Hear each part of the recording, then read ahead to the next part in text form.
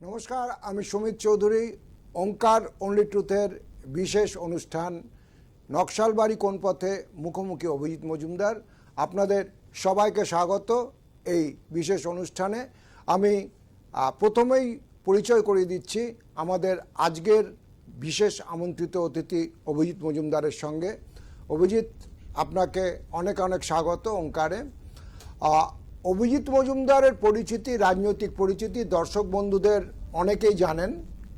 Abhijit Majumdar CPIML liberation রাজ্য কমিটির সাধারণ সম্পাদক।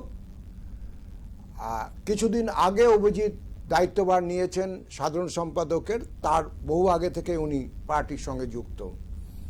আর একটা ব্যক্তিগত পারিবারিক পরিচয় আছে, যেটা এই আলোচনায় যেহেতু প্রাসঙ্গিক হবে আমরা সেটা মেনশন করছি। নতুন প্রজন্মের দর্শকরা হয়তো অনেকে জানেন না, অভিজিৎ মজুমদারের বাবা চারু মজুমদার ভারতবর্ষে কমিউনিস্ট আন্দোলনে যে নকশালপন্থী ধারা শুরু হয়েছিল তার প্রধান সংগঠক এবং সূত্রধর ছিলেন।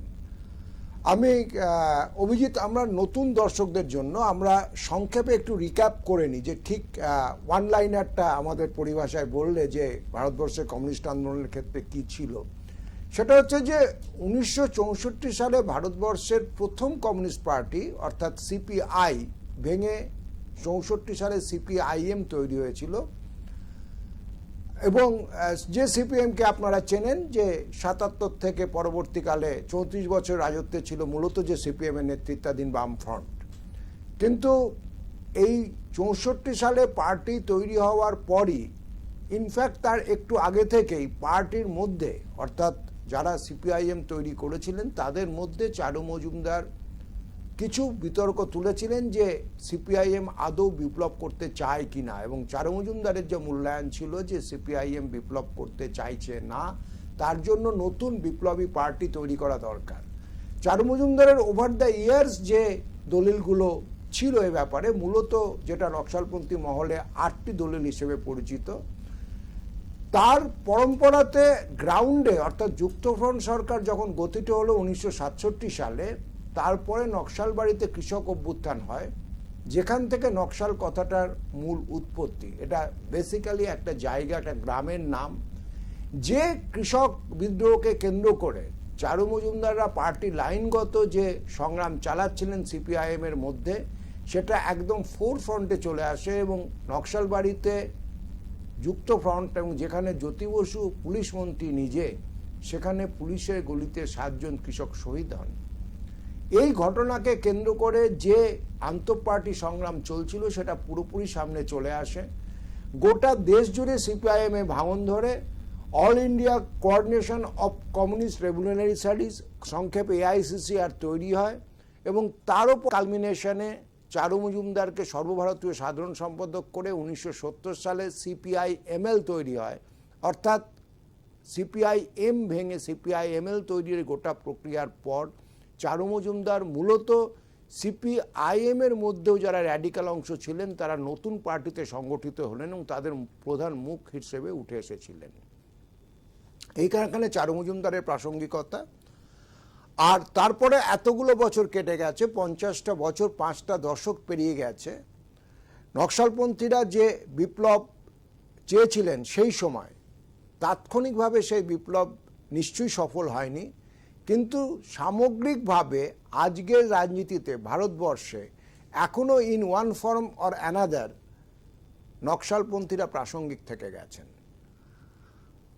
আমাদের আজকের আলোচনা অভিজিৎ মজুমদারের সঙ্গে যেটাতে আমরা ঢুকবো আগামী 1 ঘন্টা ডেলিভারেশনে, সেটা হচ্ছে এই নকশাল বাড়ির প্রাসঙ্গিকতা এবং ইন জেনারেল এবং ইন পার্টিকুলার যে স্ট্রিমকে অভিজিৎ রিপ্রেজেন্ট করছেন অর্থাৎ সিপিআইএমএল লিবারেশন, যার সর্বভারতীয় সাধারণ সম্পাদক দীপঙ্কর ভট্টাচার্য আপনারা জানেন, তার প্রাসঙ্গিকতা। এই দুটো ব্যাপার নিয়ে আমরা আলোচনাতে থাকব। অভিজিৎ, আমি প্রথমে আপনার কাছে যে বিষয়টাতে জানতে চাইব যে এটা একাডেমিক মহলও স্বীকার করে নিয়েছে, অ্যাপার্ট ফ্রম আমি যদি প্রশাসন রাষ্ট্রযন্ত্র এই পার্টটা বাদ দিই, যে নকশাল আন্দোলন বা সিপিআইএমএল এর পলিটিক্স, যেটা সিপিআইএম ভেঙে তৈরি হয়েছিল, আমরা এক্ষুনি আলোচনা করলাম, সামগ্রিকভাবে সামাজিক এবং রাষ্ট্রনৈতিক জীবনে এটা একটা ওয়াটার সেট ছিল।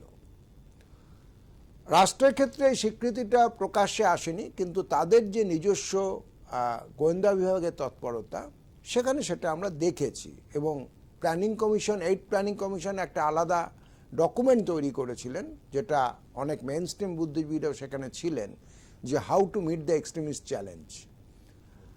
আমি আপনার কাছে যেটা প্রথমে জানতে চাইবো, যে দেখুন, সামগ্রিকভাবে একটা ব্যাখ্যা আছে, আমরা প্রায় শুনি যে নকশাল আন্দোলনটা কার্যত ব্যর্থ হয়েছে, কয়েক হাজার তরুণ তরুণী মারা গেছে, আত্মবলিদান দিয়েছে, কিন্তু বিনিময়ে আমাদের সমাজ বা রাষ্ট্র জীবন কিছু পায়নি। আপনার এ ব্যাপারে মূল্যায়ন কি? সামগ্রিকভাবে আপনি যদি ওই ফেজটা ধরেন, আমি যদি 67 থেকে 72 অবধি ধরে নিই, তাহলে এই ফেজটাতে, অর্থাৎ যখন প্রথম আঘাত এবং প্রাথমিক সেটব্যাক হয়, তারপরে নকশাল আন্দোলন আমাদের what sort of bearing it had on entire society and body polity. Samit, ধন্যবাদ আমাকে আমন্ত্রণ জানানোর জন্য ওঙ্কার টিভি চ্যানেলে। একটু ভালো করে বুঝে নেওয়া দরকার, সেটা হচ্ছে আপনি একটা উল্লেখ করেছেন আপনার প্রাথমিক প্রস্তাবনায়, একটা আন্তঃপার্টি বিতর্ক ছিল, একটা সংগ্রাম সেখান থেকে তৈরি হয়। সেটা 64 সালের ভাঙনের আগে থেকে, আসলে 64 সাল থেকে নয়, তার আগের একটা প্রেক্ষাপট আছে। সেটাও বোধহয় আমার মনে হয় নতুন প্রজন্মের যারা মানুষ, যারা আগ্রহী হবেন, তাদের জানা দরকার যে ভারতবর্ষের ইতিহাসে স্বাধীনতার পরে, অর্থাৎ 1947-এর পরে যে 50-এর দশকটাতে, তাতে বড় বড় আন্দোলন আমরা দেখেছি। স্বাধীন ভারতেও কলকাতা শহরে দেখেছি, বাংলায় দেখেছি, বাংলার বাইরে দেখেছি।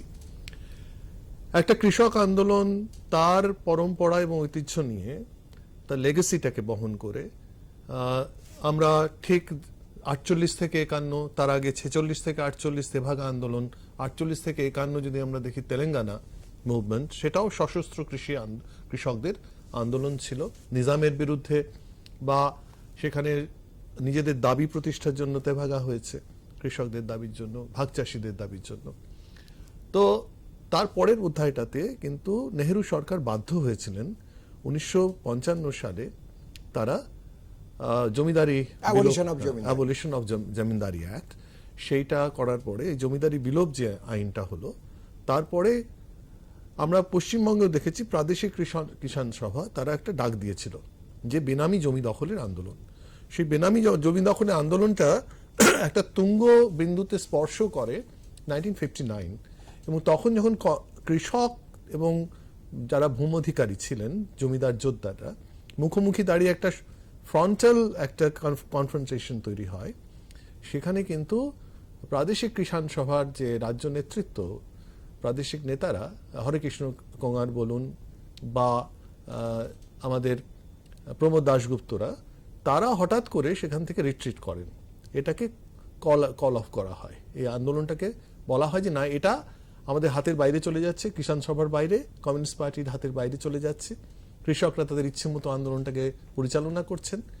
এইখানে মূলত প্রাথমিক ডিবেটটা শুরু হয়। অর্থাৎ দার্জিলিং জেলাতে যখন চারু মজুমদার, সৌরেন বোস, কানু সান্যাল, জঙ্গল সাঁওতালদের নাম আমরা জানি, তারা কিন্তু এটা বললেন যে না, এইটা আমরা মানতে পারছি না, এই প্রাদেশিক কিষাণ সভা বা রাজ্য পার্টি সিপিআই এর, তাদের এই সিদ্ধান্তটার সঙ্গে আমরা একমত নই, এবং কোনো না কোনো ফর্মে দার্জিলিং জেলাতে কিন্তু এই আন্দোলনটা অব্যাহত থাকলো।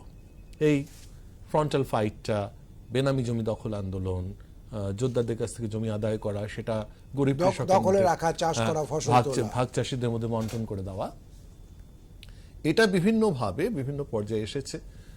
62-তে চীন ভারত সীমান্ত সংঘর্ষের কথা বলা হলো, সেখানে যে অবস্থানটা দার্জিলিং জেলার বিপ্লবীরা নিলেন, কমিউনিস্ট বিপ্লবীরা, সেখানেও একটা তফাৎ দেখা গেল।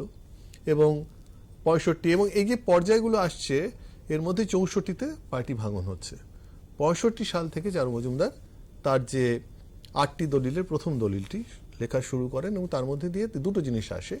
একটা, রাষ্ট্রের চরিত্রটা কি, অর্থাৎ এই যে নতুন রাষ্ট্রটা, যাকে আমরা একটা প্রচন্ড আবেগ নিয়ে নতুন দেশ গড়ার প্রেরণা নিয়ে যে স্বাধীনতা অর্জিত হলো বহু প্রাণের বিনিময়, এবং সেখানেও কৃষক এবং শ্রমিক, তাদের যে বড় ভূমিকাটা ছিল এই স্বাধীনতা অর্জনের পেছনে, সেইটাকে অ্যাকনলেজ করা।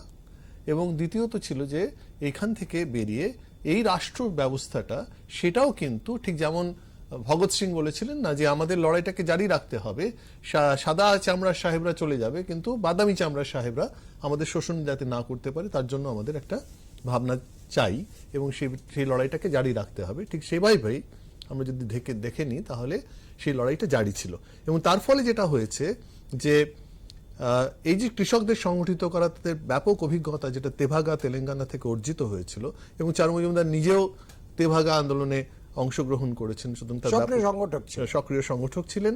সুতরাং সেই অভিজ্ঞতাটা এবং পরবর্তী যে পরিস্থিতির যে পরিবর্তন ঘটে যায় এবং বিশেষ করে যে উৎপাদন সম্পর্কের পরিবর্তন ঘটে গেছে, আরো বেশি কনসেন্ট্রেশন অফ ওয়েলথ হয়েছে, কনসেন্ট্রেশন অফ ল্যান্ড হয়েছে, যদিও একটা আইন তৈরি হয়েছে কিন্তু আইনটা কোথাও লাগু হচ্ছে না।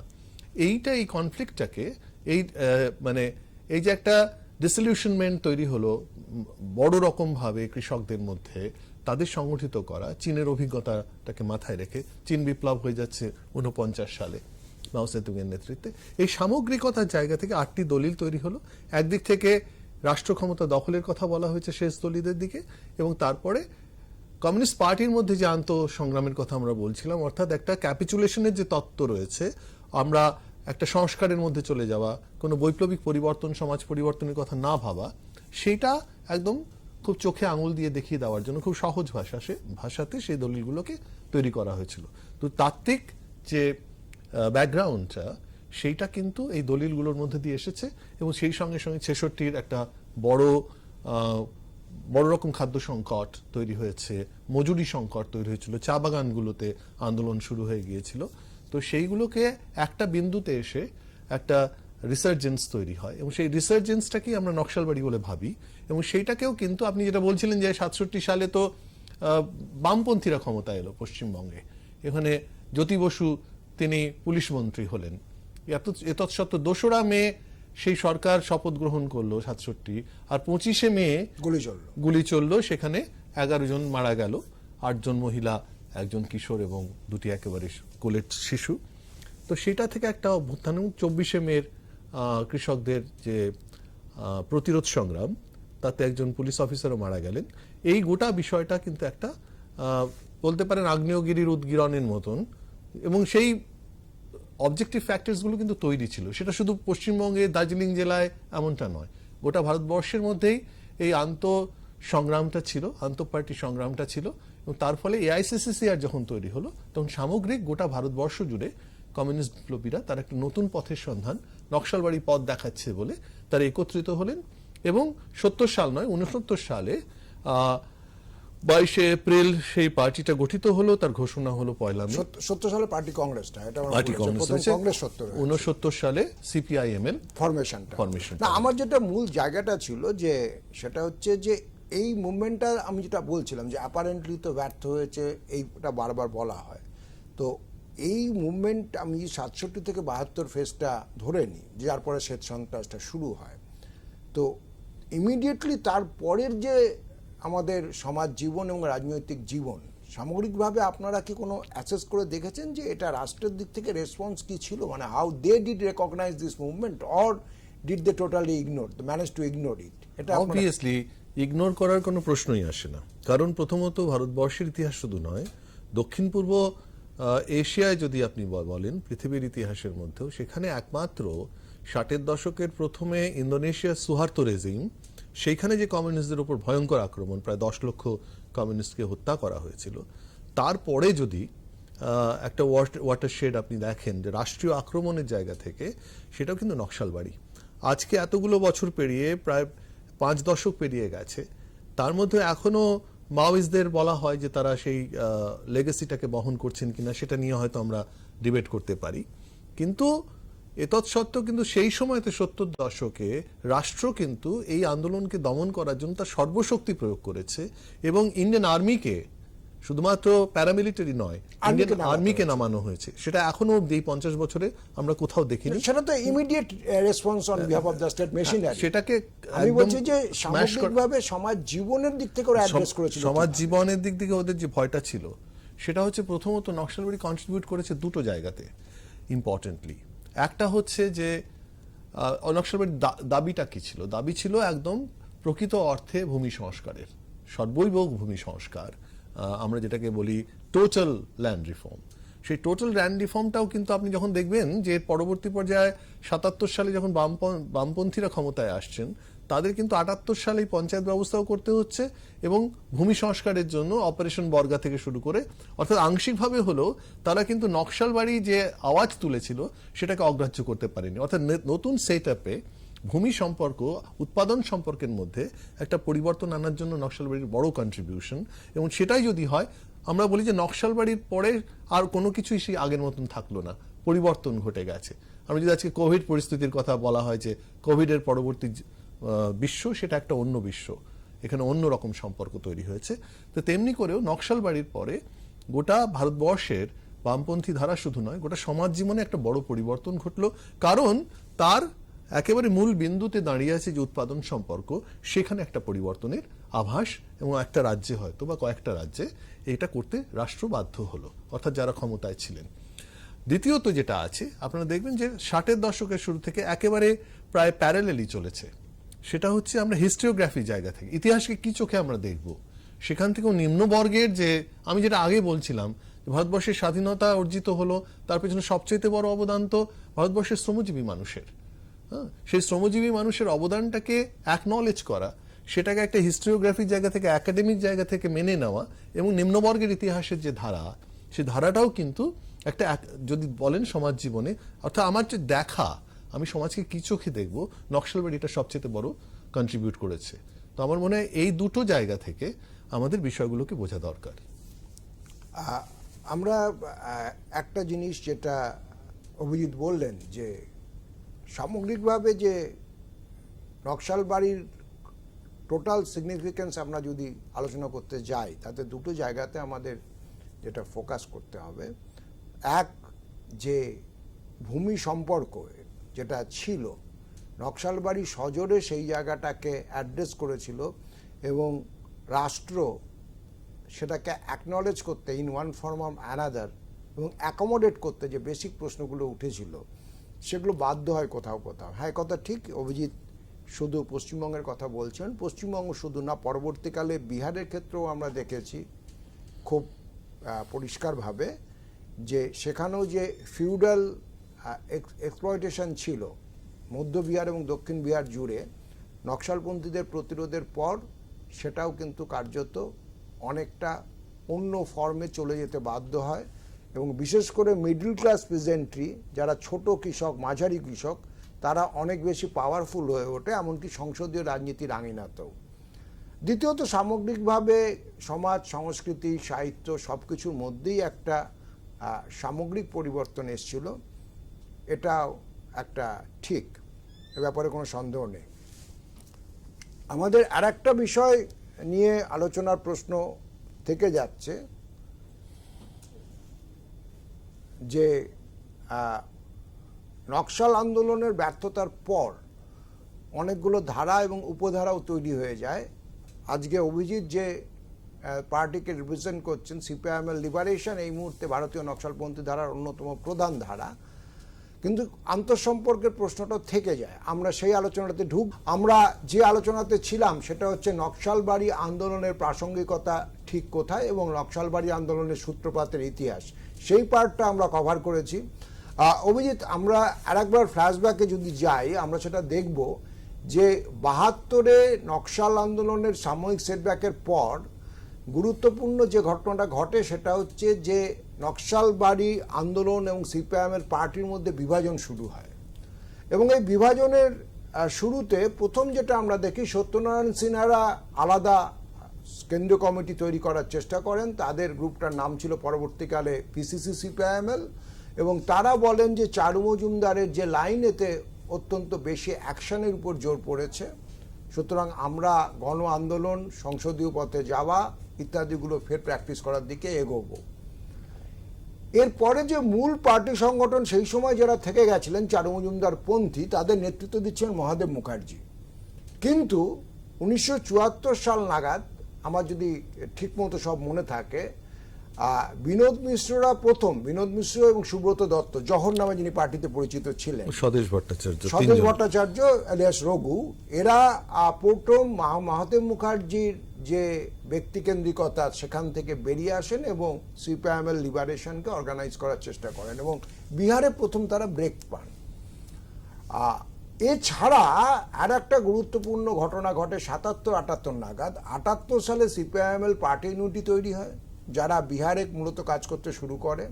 তারও আগে অন্ধ্রপ্রদেশে সীতারামায়া কোড্ডাপল্লীরা 76 সালে পিপুলস ওয়ার গ্রুপ অর্গানাইজ করেন, যেটা 78-এ সার্ভাসে আসে। এবং পরবর্তীকালে আমরা দেখেছি সেটা হচ্ছে যে এই সিপিআইএমএল পার্টি ইউনিটি, সিপিআইএমএল এর পিপুলস ওয়ার গ্রুপ এবং আরেকটি শাখা সিপিএম থেকে বেরিয়ে গিয়ে যারা আলাদা সশস্ত্র লাইন প্র্যাকটিস করে আসছিল, এমসিসি, তারা ঐক্যবদ্ধভাবে নতুন সহস্রাব্দে CPI Communist Party of India মাওবাদী তৈরি করে, যারা সাধারণভাবে এখন মাওবাদী হিসেবে পরিচিত। আজকের আন্দোলনে আমরা তাদেরকেও আনছি একটাই কারণে, সেটাও মূলত সিপিআইএমএল ধারারই একটা অংশ, এমসিসি একটা পার্ট পরে যুক্ত হয়েছে।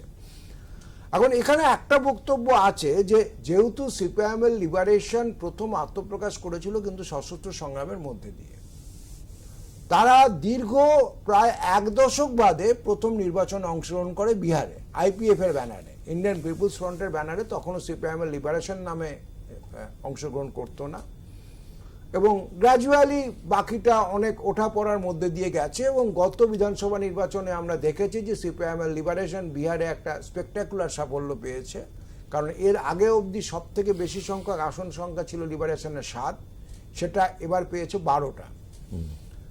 কিন্তু এর পাশাপাশি একটা বক্তব্য আছে মাওবাদীদের দিক থেকে, তারা যেটা বলেন, বিশেষ করে আপনার রাজ্য সম্পাদক এরাজ্য হওয়ার পর আমি একটা কমেন্ট ওদের দেখেছিলাম সোশ্যাল মিডিয়াতে, মূলত যদিও আনুষ্ঠানিকভাবে ওরা পার্টির থেকে এরকম কোনো প্রতিক্রিয়া দেননি।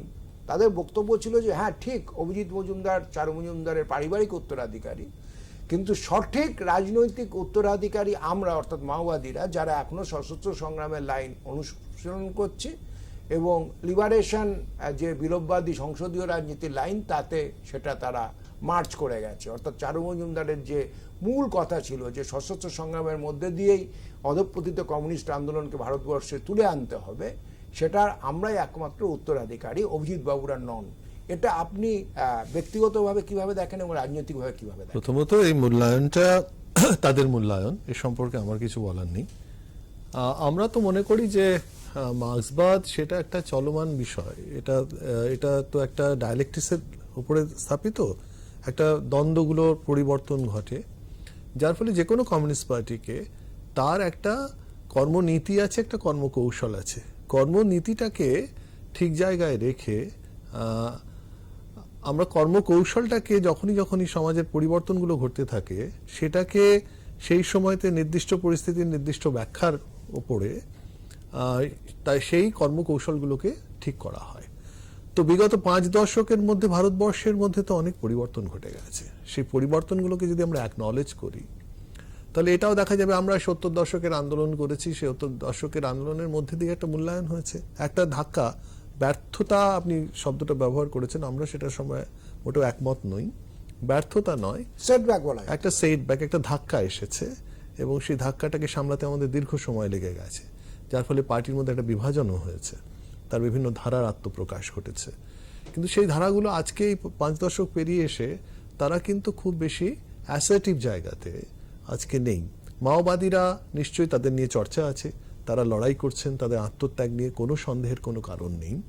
কিন্তু আমাদের মনে হয় যে এই পরিবর্তনশীল যে ভারতবর্ষ, সেই ভারতবর্ষের ক্ষেত্রে, কৌশলের ক্ষেত্রে তাদের কিছুটা দুর্বলতা রয়ে গেছে। সুতরাং শুধুমাত্র সশস্ত্র সংগ্রাম দিয়ে, সশস্ত্র সংগ্রাম নিশ্চয়ই প্রয়োজনীয় বিষয় এবং সেটা মানুষই ঠিক করবেন কোন সময়তে। একটা 70 দশকের সময় আমরা মনে করেছিলাম যে একটা বৈপ্লবিক পরিবর্তনের সময় এসেছে, কিন্তু সেটা হয়নি, তার অনেকগুলো ফ্যাক্টরস ছিল, সেটা নিয়ে আমরা আগেই আলোচনা কিছুটা করেছি।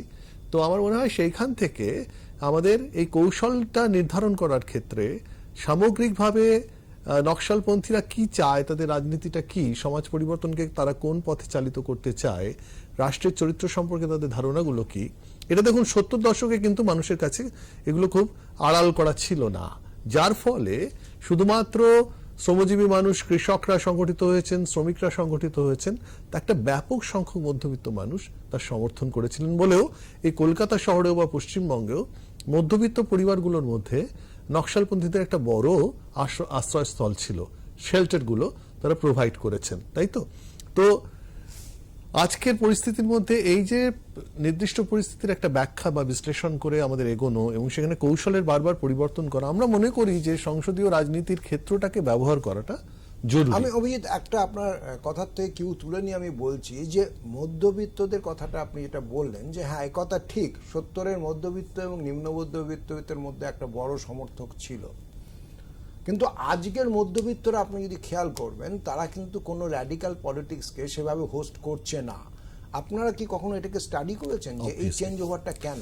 একটা তো ধরুন যদি আপনি দেখেন যে হিস্টোরিক্যাল ট্র্যাজেক্টরিটা দেখা যায়, 80-র দশকের পরে 90 দশকের শুরুতে যে নতুনভাবে অর্থনৈতিক কাঠামোটাকে দেশের ঢেলে সাজানোর কথা বলা হলো মনমোহন সিং এর নেতৃত্বে, তো সেইখানেও কিন্তু আস্তে আস্তে যেভাবে বিদেশি পুঁজির বিনিয়োগ শুরু হয়ে গেল, রাষ্ট্রীয় ক্ষেত্রগুলোকে, লাভজনক ক্ষেত্রগুলোকে বিলগ্নীকরণের রাস্তাগুলো তৈরি হলো, অর্থাৎ প্রাইভেটাইজেশন একটা বড় মোড় তৈরি হলো।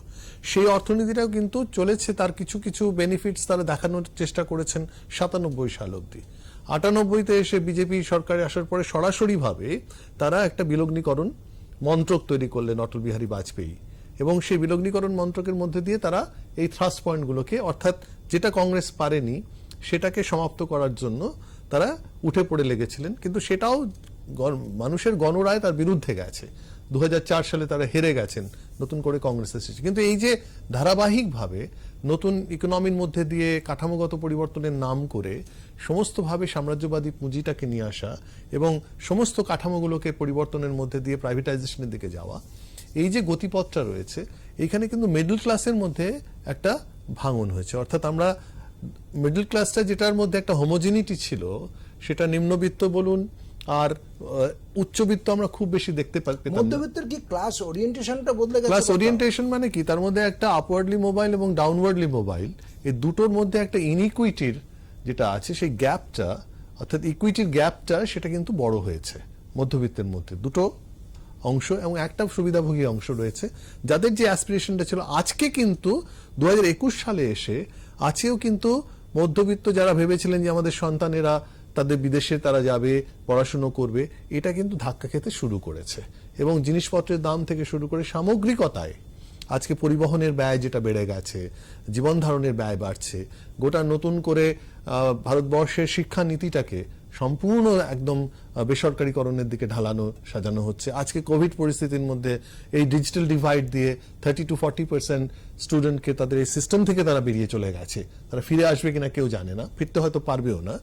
সুতরাং একেবারে সম্পূর্ণ তো বিত্তশালী মানুষের জন্য education, health, access to health, access to education, এই সমস্ত কিছুর মধ্যে যারা সুবিধাভোগী সেই অংশটাও কিন্তু ধীরে ধীরে কমে আসছে। সুতরাং ক্রাইসিসটা কিন্তু এখন একটা মারাত্মক রূপ নিয়েছে। সুতরাং ওই সময়ের মধ্যবিত্তের মধ্যে আমরা 80-র দশক থেকে যদি 2020 অব্দিও দেখি বা 19 অব্দিও দেখি, কোভিডের আগে অব্দিও দেখি, তো যে অ্যাসপিরেশনটা মিডল ক্লাস বহন করত, আছে কিন্তু এই কোভিডের আড়াল থেকে বিজেপি সরকার যেভাবে কৃষকদের আইন পাল্টাচ্ছেন, শ্রমিকদের অধিকার কেড়ে নিয়েছেন, নিউ ইকোনমিক পলিসি এনেছেন, নিউ এডুকেশন পলিসি আনছেন, এবং হেলথের জায়গা থেকে দেখা গেল সম্পূর্ণ তারা সরে আসছেন এবং ন্যাশনাল হেলথ পলিসির মধ্যে দিয়েও প্রাইভেটাইজেশন।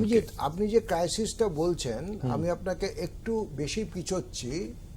1927-এ জার্মানিতে দ্য গ্রেট ডিপ্রেশন যখন টোটাল ওয়াল স্ট্রিট ক্র্যাশ করলো, জার্মানির অবস্থা আরো খারাপ হয় প্রথম বিশ্বযুদ্ধ হারার পর। গ্রেট ডিপ্রেশন 29 to 31, 27-এর পর থেকে ওটা দেখা যাচ্ছে 29-এ গিয়ে ব্যাপারটাকে একদম সামনে চলে এসেছে। এবং তখন জার্মানিতে কিন্তু আপনি খেয়াল করলে দেখবেন যে তারপরে এই অর্থনৈতিক দুর্দশার সামনে রেখে হিটলারের কিন্তু খুব দ্রুত উত্থান হয়। হিটলার কিন্তু প্রথম দিকে যা ভোট পেত তার 4 গুণ 5 গুণ ভোট আক্ষরিক অর্থে পেতে শুরু করেন।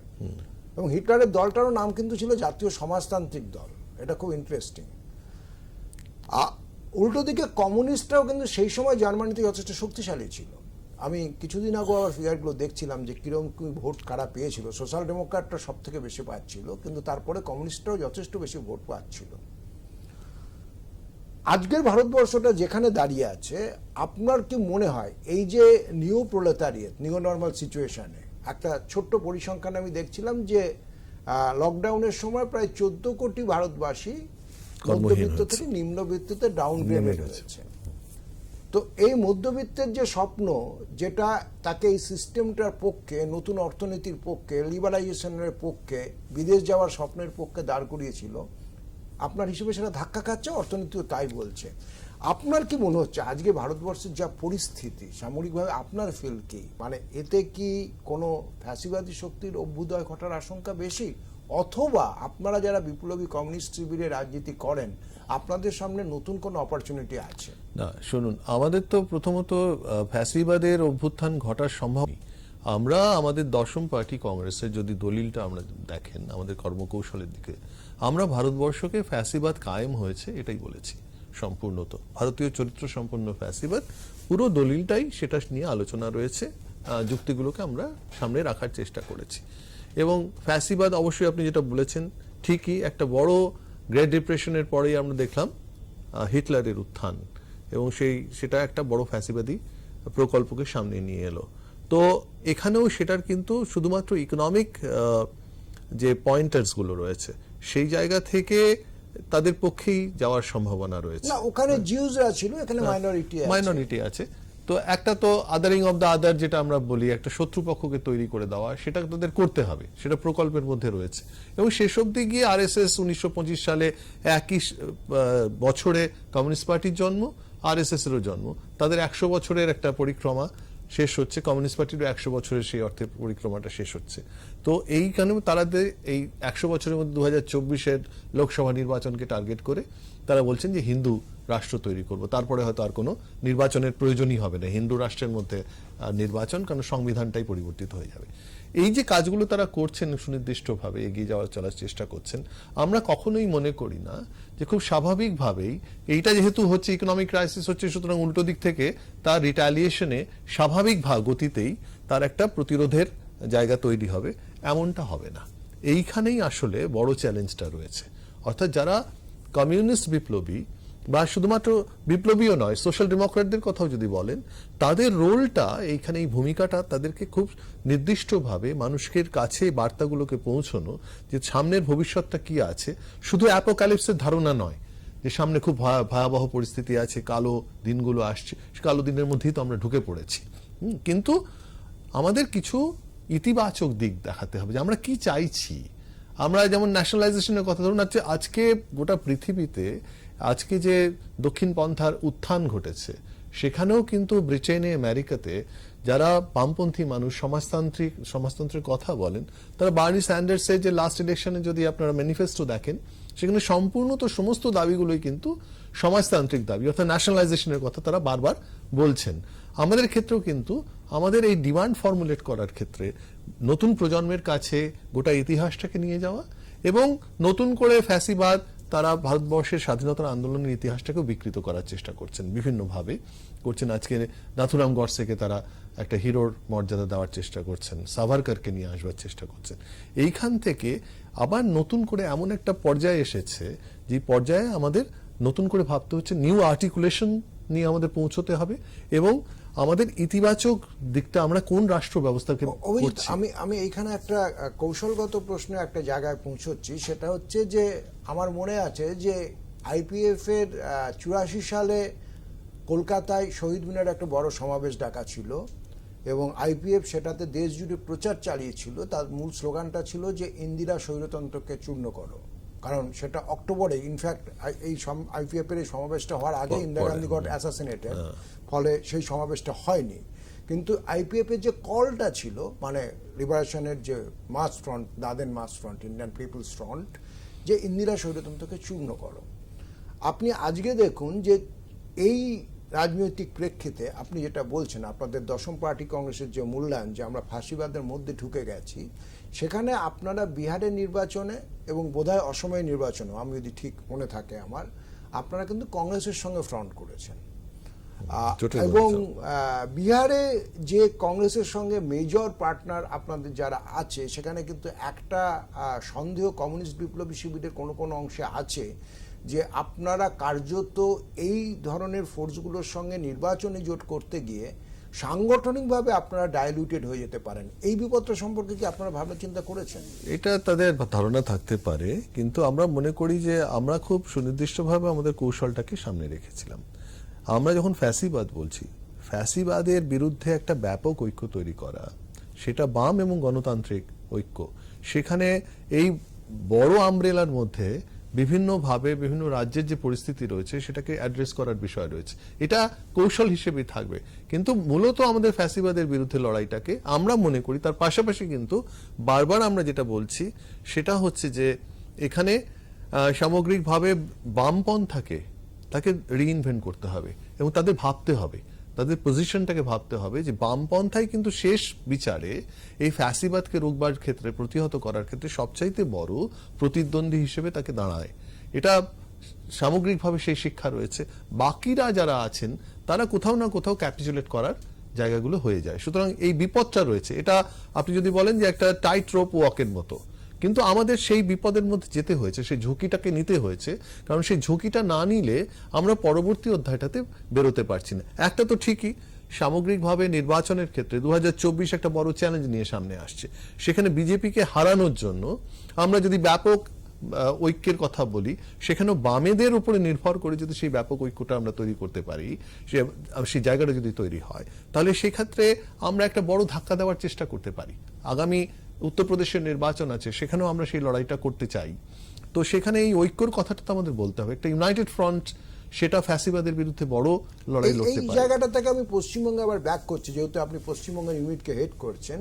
সেটা হচ্ছে যে এখানে দীপঙ্কর ভট্টাচার্যের কিছু মতামত গত বিধানসভা নির্বাচনের আগে এবং পরবর্তীকালে যেটা একটা ব্যাখ্যা হয়েছে যে সিপিআইএমের লিবারেশন কার্যত তৃণমূল সম্পর্কে এখানে একটা সফট কর্নার মেনটেন করছে এবং বিজেপির বিরুদ্ধে কার্যত তৃণমূলকে ওয়াক ওভার দেওয়ার কথা বলেছে। তো এই মূল্যায়নটা নিয়ে একটা বামপন্থী বা কমিউনিস্ট শিবিরের মধ্যেও একটা বিতর্ক আছে। আপনাদের পশ্চিমবঙ্গে আপনারা যে বৃহত্তর বাম জোটের শরিক, তার অন্যতম বড় শরিক সিপিআইএম এর শিবির থেকেও এটা নিয়ে অনেক তির্যক মন্তব্য দেখা গেছে। এই তৃণমূলকে সমর্থন করার ব্যাপারটা, এইটা নিয়ে আপনাদের পার্টির স্ট্যান্ড যদি একটু ক্লিয়ার করেন। আমরা খুব স্পষ্টভাবে সেটা বলতে চাই দর্শকদের কাছে যে আমরা বিগত নির্বাচন বা বিধানসভা নির্বাচনের ক্ষেত্রে আমরা আমাদের অবস্থানটাকে বলেছিলাম যে বিহারেও যদি সবচেয়ে বড় বিপদ, বিহার নির্বাচন হয়ে গিয়েছিল তার আগে, বিহারেও যদি সবচেয়ে বড় বিপদ বিজেপি হয়ে থাকে, সর্বভারতীয় ক্ষেত্রে যদি বিজেপি সবচেয়ে বড় বিপদ হিসেবে সামনে আসে, তাহলে পশ্চিমবঙ্গের নির্বাচনেও তারাই সবচেয়ে বড় এক নম্বর শত্রু হিসেবে তাদের বিবেচনা করা উচিত। বাম শিবিরের কাছে আমাদের এই আবেদনটাই ছিল। এটা আমাদের নিজস্ব মূল্যায়ন অবস্থান, আমরা খুব দৃঢ়তার সঙ্গে সেই অবস্থানটাকে জানিয়েছিলাম। তার সঙ্গে কোরোলারি হিসেবে ধরে নেওয়া হলো এবং কিছুটা সংবাদ মাধ্যমগুলো সেখানে তার যোগান দিলেন, সেটা বিষয়টাকে আনার চেষ্টা করলেন, বা মমতা ব্যানার্জিও সেটাকে কোনো না কোনোভাবে পেডেলিং করার চেষ্টা করেছেন। কিন্তু আমরা খুব স্পষ্ট আমাদের অবস্থানে যে আমরা মোটেও মমতা ব্যানার্জির পক্ষে নই, বা আজকের পশ্চিমবঙ্গে তারা তৃতীয়বারের জন্য ক্ষমতায় আসার পরে যেভাবে গণতন্ত্রকে তারা কণ্ঠরোধ করার চেষ্টা করছেন, কোনো স্পেস তারা দিতে চাইছেন না। হয়তো মমতা ব্যানার্জি তার নিজস্ব অ্যাসপিরেশন যেটা রয়েছে, অর্থাৎ সর্বভারতীয় যে বিরোধী জোট, তার প্রধান মুখ হিসেবে তার এখনো কোনো আভাস নেই। প্রথমত সেখানে ঐক্যবদ্ধ বিরোধী জোটের এখনো কোনো সম্ভাবনা আমরা দেখতে পাচ্ছি না। বিভিন্নভাবে বিভিন্ন ফ্রন্টে, কংগ্রেসের সঙ্গে হোক অন্যান্যদের সঙ্গে নানা রকম বিরোধাভাস রয়েছে। সুতরাং এখনই আগ বাড়িয়ে আমরা এই কথাটা বলতে পারবো না। সেখানে মমতা ব্যানার্জি মুখ হবেন কি কে মুখ হবেন আমরা জানি না, কিন্তু সত্যিকারের যদি বিরোধীদের ঐক্য হয় এবং সেটা যদি বিজেপিকে ধাক্কা দেওয়ার মতন সামগ্রিকভাবে লোকসভা নির্বাচনের ক্ষেত্রে হয়, সেখানে নিশ্চয়ই সেই পরিস্থিতিকে নির্দিষ্টভাবে বিশ্লেষণ করে আমরা সেখানে আমাদের অবস্থান করব এবং সেই বিরোধী জোটকে হয়তো সমর্থন করতে আমাদের কোনো দ্বিধা থাকবেও না। কিন্তু আমরা তৃণমূলের ক্ষেত্রে পশ্চিমবঙ্গের মাটিতে আমরা খুব স্পষ্টভাবে বলতে চাই, এই রাজ্যে তৃণমূলের যে নীতি তারা নিয়ে এসছেন, যেভাবে আজকে এসএসসির যে সমস্ত কর্মপ্রার্থীরা তারা অনশন করছেন, তাদের উপর পুলিশ লেলিয়ে দেওয়া হচ্ছে। আজ আরজি করের যারা ডাক্তার পিজিটি তাদের আন্দোলন, তাদের বাড়ি বাড়ি গিয়ে হুমকি দেওয়া হচ্ছে। এইভাবে প্রত্যেকটা ক্ষেত্রে একদিক থেকে একটা জনমোহিনী কিছু দুয়ারে সরকারের মধ্যে দিয়ে কিছু কাজকর্ম তারা করার চেষ্টা করছেন, সাময়িকভাবে একটা তাদের যে মানুষগুলো আর্থিক সংকটে জর্জরিত হয়ে আছে তাদের সামনে একটা লোভনীয় কিছু সামনে রাখছেন। আর অন্যদিকে কিন্তু পুরোপুরি গণতান্ত্রিক ব্যবস্থাটাকে গভর্নেন্সের দিক থেকে একটা অত্যন্ত অপশাসন তারা বড় রকম নামিয়ে এনেছেন। আমাদের পশ্চিমবঙ্গে এই মুহূর্তে লড়াইটা তৃণমূলের বিরুদ্ধে আমাদের সামগ্রিকভাবে লড়াইটা লড়তে হচ্ছে এবং লড়তে হবেও, এবং তার মধ্যে দিয়ে আমরা মানুষের কাছে পৌঁছবো। এখানে কোনো রকম দ্বিধাদ্বন্দ্বের কোনো প্রশ্ন নেই যে আমরা তৃণমূলকে সমর্থন করব বা কোনো কিছু করব না। তাহলে এই সামনেই তো 24-এর লোকসভা নির্বাচন আছে, নির্বাচনী লড়াই ক্ষেত্রে নির্বাচনী লড়াই আমি যেটা বলেছি খুব স্পষ্ট, সেটা আমাদের ক্ষেত্রে যদি নির্বাচনে বিরোধীদের যে ঐক্যটা হবে তার মুখ মমতা ব্যানার্জি হবেন এমন তো কোনো কথা নেই। মমতা ব্যানার্জি একটা রাজ্যে ক্ষমতায় রয়েছেন, তিনি চেষ্টা করছেন, আজকে গোয়াতে দৌড়চ্ছেন, কখনো ত্রিপুরাতে দৌড়চ্ছেন, যেখানে লোকসভা সিটের সংখ্যা খুব কম। সুতরাং মেইনল্যান্ড ইন্ডিয়া, যেখানে ইউপিতে তাদের অবস্থান কি হবে সেটা তো নির্ভর করছে, এবং কংগ্রেস সর্বভারতীয় দল রয়েছে, তাদের মধ্যে নিজস্ব দ্বন্দ্বগুলো খুব বড়ভাবে সামনে আসছে। আজকে রাহুল গান্ধীকে তারা মানতে চাইছেন না, নানা রকম কথাবার্তা আছে। তো সেই ক্ষেত্রে আমরা এখনই তো মনে করছি না যে মমতা ব্যানার্জি সেই বিরোধী জোটের মুখ হতে পারেন, এমনও কোনো সম্ভাবনা আমরা এই মুহূর্তে দেখতে পাচ্ছি না। এবং নির্বাচনটা এখনো দূর আছে, এই মুহূর্তে তো এই স্পেকুলেশনের মধ্যে গিয়ে আমাদের কোনো লাভ হবে না। এই মুহূর্তে পশ্চিমবঙ্গের মাটিতে দাঁড়িয়ে তৃণমূল সরকার রয়েছেন, সরকারের বিরুদ্ধে তাদের বিরোধী অবস্থান থেকে আমরা তাদের লড়াইটাকে আমাদের অব্যাহত রাখতে হবে, এবং সেটা আমাদের পশ্চিমবঙ্গের ক্ষেত্রে নিশ্চয়ই প্রায়োরিটি হবে। এবং সেই সঙ্গে সঙ্গে বামপন্থীদের মধ্যে একটা ঐক্য তৈরি করা, সেটাও আমাদের অন্যতম একটা প্রধান কাজ বলে আমরা মনে করি। এ সম্পর্কে আমাদের কোনো দ্বিধা, কোনো দ্বন্দ্ব নেই। বাকি যে চর্চাটা হয়েছেন, এটাও সত্যি যে সিপিএম বা তাদের শরিক দলগুলোর নিচে তলার যে কর্মীরা, তাদের কাছে বার্তাটা অন্যভাবে গেছে, এবং আমরা এটাতে অত্যন্ত মর্মাহত যে তাদের যে রাজ্য নেতৃত্বরা রয়েছেন তারা তার বিরুদ্ধে কোনো কথা বলেননি, কিন্তু তারা রাজ্য কমিটির পক্ষ থেকে বা রাজ্য নেতাদের পক্ষ থেকে সামগ্রিকভাবে আমাদের সমালোচনা করা হয়েছে এমনটা নয়, বরং ধরুন 27 তারিখে যে ভারত বন্ধ হয়েছে সেখানেও আমরা একত্রিতভাবে রাস্তায় নেমেছি। আমরা মনে করি এটা একটা প্রধানতম কাজ, এবং আগামী দিনেও আমাদের বামেদের যুক্ত আন্দোলন সেটা যাতে আরো বৃদ্ধি পায়, আরো বেশি আন্তঃসম্পর্কটা জোরদার হয়, এবং বিজেপির বিরুদ্ধে এবং তৃণমূলের বিরুদ্ধে এই লড়াইটা জোরদার হতে পারে। মানে অর্থাৎ এই রাজ্যে আপনারা তার মানে বিজেপি এবং তৃণমূল দুটো শক্তির বিরুদ্ধেই লড়াই জারি রাখছে? অবশ্যই জারি রাখতে হবে, এটার কোনো অন্যরকম বিকল্প তো নেই হাতের কাছে। আর একটা প্রশ্ন হচ্ছে, আমরা যেটা দেখেছি যে যখন আন্দোলনের ক্ষেত্রে আপনাদের 16 বাম দলের একটা জোট আছে, কিন্তু যখনই কোনো বড় ভোট আসে, বিধানসভা হোক বা লোকসভা হোক, সিপিএম কংগ্রেসের সঙ্গে জোট করে ভোট লড়তে চলে যায়। তো আপনারা এই যে রাইডারটা, অর্থাৎ লড়াইয়ের সময় তারা আমাদের কমরেড, আর যখন ভোট চলে আসে তখন সে কংগ্রেসের সঙ্গে চলে যাচ্ছে ভোট করতে, সেটা তাদের, এইটা আপনারা মানুষের কাছে মানে জাস্টিফাই করবেন? আমরা জাস্টিফাই করবো না, এটা তো তাদের জাস্টিফাই করতে হবে। আমরা তো সামগ্রিকভাবে তার র্যাঙ্ক অ্যান্ড ফাইলের কাছে এইটুকু বলেছি যে আসুন আমরা একটা জয়েন্ট মুভমেন্ট করি, আমরা ঐক্যবদ্ধভাবে এই মোকাবিলাটা করি, স্বৈরতন্ত্রের বিরুদ্ধে মোকাবিলা করি, ফ্যাসিবাদের বিরুদ্ধে মোকাবিলা করি। সেখানে তারা নির্বাচনের সময় তাদের যে অবস্থান পরিবর্তন করেন, সেটার ক্ষেত্রে জবাবদিহি তো তাদের করতে হবে, সেটা আমাদের করতে হবে না। এবং আমাদের মনে হয় আমাদের অবস্থান, আমরা নতুন করেও দেখছি পশ্চিমবঙ্গের মাটিতে অন্তত একটা বড় অংশের যারা চিন্তাশীল মানুষ তারা আমাদের অবস্থানটাকে হেল করেছেন, এবং নতুন প্রজন্মেরও কিন্তু বেশ সাড়া আমরা বিভিন্ন পকেটে, বিভিন্ন জেলাতে এবং কলকাতা শহরেও ছাত্র আন্দোলনের ক্ষেত্রেই বলুন, সেখানে কিন্তু এক ঝাঁক নতুন মুখকে আমরা দেখতে পাচ্ছি। তো আমরা আশাবাদী, এবং আমরা মনে করি যে এই যে আমাদের মধ্যে যে দ্বন্দ্বগুলো রয়েছে বামপন্থী মহলের মধ্যে, সেইগুলোকে আমরা সমাধান করে ফেলতে পারবো। এবং শুধু নির্বাচন নয়, আজকে তো ফ্যাসিবাদের মোকাবেলাটা তো রাস্তায় নেমে করতে হবে, শুধু নির্বাচন দিয়েও হবে না। অবশ্যই নির্বাচন একটা জরুরি বিষয়, যেখানে তাদের প্রতিহত করা মানেই আরএসএস আজকে যে মান্যতা নিয়ে ঘুরে বেড়াচ্ছে। আমি অভিজিৎ একটা কথা জানতে চাইবো, সেটা হচ্ছে যে রাস্তায় নামার প্রশ্ন এলো বলে বাংলাদেশের একটা ঘটনা আমরা সাম্প্রতিক অতীতে দেখলাম দুর্গাপুজোর সময়, কুমিল্লার থেকে শুরু। কিন্তু যেটা পাশাপাশি আমরা দেখলাম, আমি এখানকার মিডিয়াতে কতটা এসেছে ইতিবাচকভাবে আমি খুব একটা দেখিনি, আমরা যতটা পেরেছি হাইলাইট করার চেষ্টা করেছি, সেটা হচ্ছে বাংলাদেশে অসাম্প্রদায়িক মানুষ হিন্দু মুসলিম নির্বিশেষে ব্যাপকভাবে রাস্তায় নেমেছেন। এটা খুব উল্লেখযোগ্য। মানে প্রথম দিকের 2-3 দিনে প্রাথমিক বিহ্বলতা কাটিয়ে যে বিপুল সংখ্যায় মানুষ ঢাকাতে, চট্টগ্রামে, নোয়াখালীতে, শাহবাগ মিছিল করেছেন, প্রতিরোধ করেছেন, সাংস্কৃতিক কর্মীরা কনসার্ট করেছেন, আমাদের এপার বাংলাতে কিন্তু সেই তৎপরতাটা দেখা যাচ্ছে না। উল্টে বিজেপির এখানে উঠে আসার একটা প্রবণতা আমরা দেখেছি, অন্তত গত বিধানসভা নির্বাচন অবধি। অর্থাৎ সিপিআইএম বা বামফ্রন্ট, বামপন্থীদের সরিয়ে বিজেপি দ্বিতীয় বৃহত্তম দল হিসেবে উঠে এসেছে। ওখানে ধরুন এই বিপদটাকে আপনারা, এই যে আমাদের এখানকার নাগরিক সমাজের এই কিছুটা উদাসীনতা, এই বিপদটা সম্পর্কে, এটাকে আপনারা কিভাবে দেখেন? আমার মনে হয় বাংলাদেশের ক্ষেত্রে দেখবেন প্রথম যারা রাস্তায় নেমেছে নাগরিক সমাজের আগেও সেটা বাম জোট। একদমই তাই, আগে নেমেছে বাম জোট লাগাতার ভাবে। এমনকি হাসিনা, ঠিক যেমন এখানে মমতা ব্যানার্জি যেটা করতে চাচ্ছেন, হাসিনা আরো বড় রকম ভাবে রাষ্ট্র পরিচালনা করেন, বাংলাদেশেও কিন্তু হাসিনার এই রাজত্বে সেখানে গণতান্ত্রিক কোনো স্পেস নেই। সেখানেও তিনি খুব নির্মম, এবং তার বিরুদ্ধেই বামজোট দীর্ঘ সময় ধরে লড়াই করছেন, রাস্তার লড়াই করছেন। তারা যখন রাস্তায় দাঁড়িয়েছেন এবং শাহবাগের আন্দোলন হয়েছে, যেখানে নতুন প্রজন্ম তারা অ্যাসার্ট করার চেষ্টা করেছেন, তাদের উপরে প্রচন্ড অত্যাচার হয়েছে এই আমলেই। তো সেই জায়গাতে সম্মিলিতভাবে এটা একটা বড় চার্নিংকে সামনে নিয়ে এসেছে। আমরা দেখছিলাম আমাদের স্লোগানগুলো খুবই উল্লেখযোগ্য স্লোগান, এবং সেটা খুবই মানে ধরুন অভিনন্দনযোগ্য। আমরা বলবো যে এই উপমহাদেশের মধ্যে বাংলাদেশের সচেতন মানুষ, গণতান্ত্রিক মানুষ, তারা যেভাবে এই সাম্প্রদায়িক আক্রমণের বিরুদ্ধে রাস্তায় নেমে গেছেন, সেটা নিশ্চয়ই একটা ভয়ঙ্কর রকম শিক্ষণীয় বিষয়। পশ্চিমবঙ্গের ক্ষেত্রে এখানেই একটা দুর্বলতা রয়ে গেছে। এই যে বাম জোট, সেটা কিন্তু ঠিক কার্যকরীভাবে রিয়াক্ট করতে পারেনি। আলাদাভাবে করেছি, আমরা নেমেছি, সর্বত্র নেমেছি, কিন্তু সেটা ছোট ছোট ভাবে নামা হয়েছে।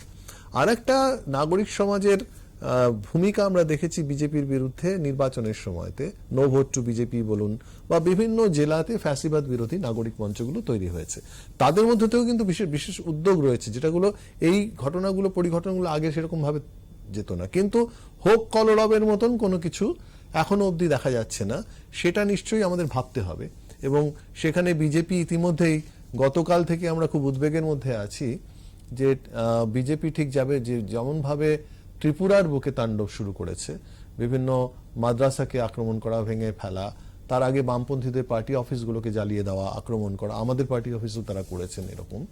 তো আজকে সেই রকম মডেল নিয়ে উত্তরবঙ্গে, যেখানে বিজেপি একটু শক্তিশালী হয়েছে, তারা নির্বাচনের ক্ষেত্রেও সেদিক থেকে ময়নাগুড়ির বিভিন্ন প্রান্তে তারা গত রাত থেকে কিন্তু একটা সন্ত্রাস চালাচ্ছেন। মাদ্রাসা আক্রান্ত হয়েছে, সেখানে সংখ্যালঘু মানুষের উপর আক্রমণ, 3 জন আহত হয়েছেন গতকাল রাত্রে, একজন খুব আশঙ্কাজনক অবস্থায় উত্তরবঙ্গ মেডিকেল কলেজে আছেন।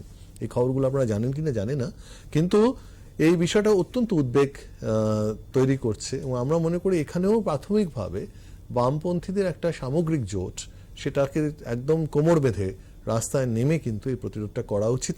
এক্ষুনি সেই ছবিটা হয়তো আমাদের সামনে আসছে না, কিন্তু এটা ছাড়া কোনো উপায় নেই। কিন্তু ইতিমধ্যেই কিছু নাগরিক উদ্যোগ সেটা শুরু হয়েছে, উত্তরবঙ্গে হয়েছে, দক্ষিণবঙ্গে হয়েছে, ছোট ছোট ছোট ছোট করে প্রতিবাদগুলো ধ্বনিত হয়েছে। কিন্তু বিজেপি এটা সুযোগ নেওয়ার চেষ্টা করছে। আপনাদের কি কোথাও এটা মনে হচ্ছে যে এই মুহূর্তে মমতা ব্যানার্জি উত্তরবঙ্গে আছেন, আজকেও আপনাদের কি কোথাও এটা মনে হচ্ছে যে রাজনৈতিকভাবে তৃণমূলের যতটা নামা উচিত ছিল এই তৎপরতাগুলোর বিরুদ্ধে, সেখানে কোথাও Trinamool as a ruling party তার কোথাও খামতি থেকে যাচ্ছে? অবশ্যই খামতি আছে। আমরা তো মনে করি বাংলাদেশের ঘটনার ক্ষেত্রে মমতা ব্যানার্জি এখনো অবধি জোরালো কোনোভাবে কোনো ভাষ্য হাজির করেননি। এমনকি এই যে সেই ঘটনাটার পরিপ্রেক্ষিতে আজকে পশ্চিমবাংলার বুকে যে তাদের যে সম্ভাবনাগুলো রয়েছে, বিজেপি যেভাবে আসবে বলে আমরা মনে করি বা আসবার চেষ্টা করছে, সেটাকে প্রতিহত করার জন্য উত্তরবঙ্গে আছেন। আমরা দাবি জানিয়েছি, আজকে আমরা একটা প্রেসে দাবি জানিয়েছি যে সেখানে প্রথমত তাকে একটা সামগ্রিকভাবে প্রশাসনিক ব্যবস্থা নিতে হবে। তিনি ওখানেই বসে আছেন, উচ্চ পর্যায়ে তারা বৈঠক এই মুহূর্তে করা উচিত। আজকে তিনি করছেন কিনা আমি জানি না, এখনো অবধি করা উচিত। এবং একটা টাস্ক ফোর্স গোটা পশ্চিমবঙ্গে, গোটা রাজ্যে একটা এই সাম্প্রদায়িক দাঙ্গা হাঙ্গামার বিরুদ্ধে একটা টাস্ক ফোর্সকে তারা নামানো উচিত, এবং সেটা ফর্মুলেট করার জন্য আমরা দাবি জানিয়েছি। তো মমতা ব্যানার্জির এই তিনি নিশ্চুপ হয়ে আছেন কেন আমরা জানি না, কিন্তু আমার মনে হয় সেটা একটা বার্তা আপনাদের চ্যানেলের মধ্য দিয়ে আমরা দিতে চাই যে মমতা ব্যানার্জি যদি নিজেকে প্রমাণ করতে চান বা আগামী নির্বাচনগুলোর দিকেও থাকেন, তাহলে প্রাথমিক শর্ত হচ্ছে পশ্চিমবঙ্গের মানুষের নাগরিক নিরাপত্তাটাকে নিশ্চিত করা। সেক্ষেত্রে তাকে উদ্যোগটা নিতে হবে এবং এই দাবি কিন্তু জনসমাজ থেকে, নাগরিক সমাজ থেকে এবং বামপন্থী দলগুলোর পক্ষ থেকে আমরা নিশ্চয়ই বড়ভাবে এটাকে তার সামনে নিয়ে যাওয়ার চেষ্টা করব। আপনি একাধিকবার বামপন্থী ঐক্য এবং বামপন্থী শক্তিগুলোর ঐক্যের কথা বলেছেন। আপনাদের এমনি একটা 16 বাম দলের জোটের প্র্যাকটিস আছে, সেটা আমরা জানি। কিন্তু নকশালপন্থী কমিউনিস্ট বিপ্লবী শিবির, আমি মাওবাদীদের বাদ দিয়ে বলছি কারণ তারা তো একটা অন্য প্র্যাকটিসের মধ্যে আছেন, কিন্তু 1983-তে 13টা নকশালপন্থী গ্রুপের একটা ঐক্য প্রচেষ্টা হয়েছিল। তারপরে লিবারেশন কোনো বড় ঐক্য প্রচেষ্টায় সামিল হয়নি। কারণ সান্যাল একটা মাঝখানে চেষ্টা করেছিলেন, সেটাতে লিবারেশন পরবর্তীতে ছিল না। তো আজকের যে বিদ্যমান অবস্থা সামগ্রিকভাবে, এবং সামগ্রিকভাবে নকশালপন্থী কমিউনিস্ট শিবিরের যে অবস্থা, অর্থাৎ লিবারেশন ছাড়াও পিসিসি, সিপিআইএমএল, টিএনডি, মজদুর ক্রান্তি পরিষদ ইত্যাদি যে শক্তিগুলো আছে, যারা একই সঙ্গে মনে করে যে সশস্ত্র সংগ্রাম ছাড়াও গণ আন্দোলন এবং নির্বাচন এটাকে ব্যবহার করা যেতে পারে, আপনাদের কি এই ধরনের কমিউনিস্ট বিপ্লবী শিবিরগুলোর সঙ্গে কোনো ঐক্য প্রক্রিয়া বা আলোচনা বা সমন্বয়ের কোনো প্রক্রিয়া জারি আছে? আমরা সচেষ্ট আছি এবং ইতিমধ্যে দেখবেন যে কৃষক আন্দোলনের ক্ষেত্রেও পশ্চিমবঙ্গের ক্ষেত্রে যেভাবে আমরা রাস্তায় নামছি, সেখানেও কিন্তু আজকে নিউ ডেমোক্রেসি বলুন, পিসিসি বলুন, বিভিন্ন জেলাতে এবং কলকাতা শহরেও কিন্তু একত্রিতভাবে কৃষক সভাগুলোর জোটের মধ্যে তারাও আছেন, আমরাও আছি, সিপিএম এর কৃষক সভাও আছে। আমরা কিন্তু একটা প্র্যাকটিস শুরু করেছি। এটা এক্ষুনি অ্যাক্রস দ্য টেবল বসে বসে আমরা ঠিক করে ফেলবো এমনটা নয়। অবজেক্টিভ কন্ডিশন তৈরি হয়ে গেছে, সেখানে আমাদের এই আন্তঃসম্পর্কগুলো দৃঢ় করার জন্য সেটাও আমাদের একটা নীতি হিসেবে একটা ভাবে আমরা এটাকে গ্রহণ করেছি এবং আমরা সেই কাজগুলোকে কথাবার্তা চালিয়ে যাচ্ছি। আগামী দিনে নিশ্চয়ই আমাদের সময় প্রায় ফুরিয়ে আসছে। আপনারা জানেন যে আমাদের টাইম বার্ড একটা থাকে টেলিভিশনে, এয়ার টাইমের। তো we are approaching to almost our zero bar time. আমি ঠিক 1 মিনিটের মধ্যে একটা জিনিস শেষ আপনার কাছে অভিজিৎ জানতে চাইবো যে সিপিআইএমএল লিবারেশনগতভাবে আগামী দিনগুলোতে পশ্চিমবঙ্গে আপনি কতটা আশাবাদী রাজনৈতিক ভবিষ্যৎ? আমি আশাবাদী। শুধু লিবারেশনের কথা আমার মনে হয় ভাবাটা ঠিক নয়। আমার মনে হয় পশ্চিমবঙ্গের মাটিতে একটা বামপন্থার পুনর্জাগরণ করার জন্য সবারই দায়িত্ব রয়েছে এবং তার মধ্য দিয়েই শক্তি বৃদ্ধি হবে। সেটা শুধু এককভাবে লিবারেশন, আমাদের অবস্থান তার প্রতি আমি জানিয়েছি যে বিভিন্ন অংশের মানুষ তারা সমর্থন জানিয়েছেন, কিন্তু সেটুকুই যথেষ্ট নয়। এখানেও কিন্তু বামপন্থীদের ঐক্যবদ্ধভাবে রাস্তায় নামাটারও একটা প্রধানতম শর্ত, যার মধ্যে দিয়েও আমাদের শক্তি সঞ্চিত হতে পারে। এই মুহূর্তে কিন্তু শুধু লিবারেশনের শক্তি সঞ্চয় করে এইটার মোকাবিলা করা যাবে না।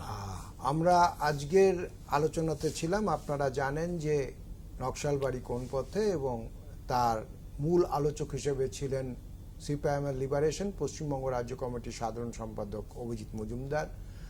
আমরা প্রায় 1 ঘন্টা ধরে একটা 5 দশক ধরে চলমান একটা কমিউনিস্ট বিপ্লবী ধারার আন্দোলন সম্পর্কে আলোচনা করেছি। যতটা সম্ভব বিভিন্ন প্রাসঙ্গিক বিষয় উঠে এসেছে। অভিজিৎকে অনেক ধন্যবাদ আমাদের তার ব্যস্ত শিডিউল থেকে সময় দেওয়ার জন্য, এবং আপনাদের সবাইকে ধন্যবাদ যারা এতক্ষণ পর্দার ওপার থেকে এই আলোচনায় দর্শক হিসেবে সঙ্গে ছিলেন। কোথাও যাবেন না, দেখতে